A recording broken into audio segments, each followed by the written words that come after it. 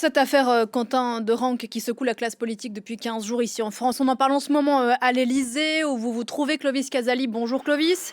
Le président Macron a convoqué ministre Bonjour. de l'Intérieur, de la Justice pour évoquer les conséquences de cette affaire, mais aussi le cas des groupuscules tant d'extrême droite que d'extrême gauche et leur lien, je cite, avec les partis politiques.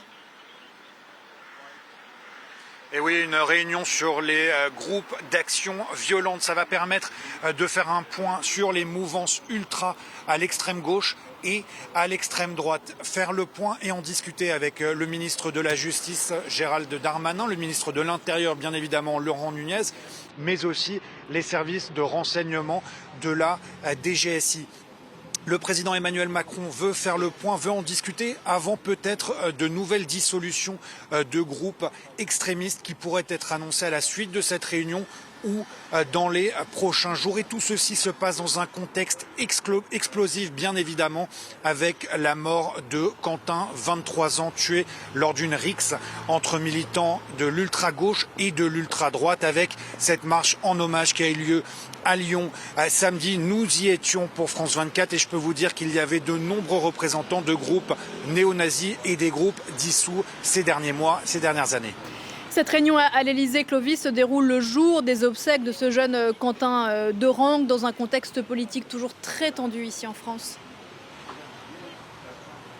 Absolument. Et aujourd'hui, donc, les obsèques du jeune Quentin, sa famille veut que ce soit, veut qu'elle se déroule dans la plus stricte intimité et a condamné les expressions politiques, avec notamment une enquête sur des saluts nazis, des insultes racistes et homophobes qui ont eu lieu donc lors de la marche hommage à Lyon samedi. Une source au sein de l'exécutif précise aussi qu'il y a une certaine inquiétude au sujet de liens entre certains partis politiques, et là on peut penser à la France Insoumise, et des groupes extrémistes comme la Jeune Garde qui a été dissoute, mais dont le fondateur Raphaël Arnaud est un député de la France Insoumise. Et le président de la République Emmanuel Macron l'a précisé ces derniers jours, dans la République, aucune violence n'est légitime, pas de place pour les milices. Et un dernier chiffre, Pauline, depuis 2017, eh bien, ce sont 49 groupes qui ont fait l'objet de décrets de dissolution lors de conseils des ministres, et d'autres pourraient être dissous dans les prochains jours.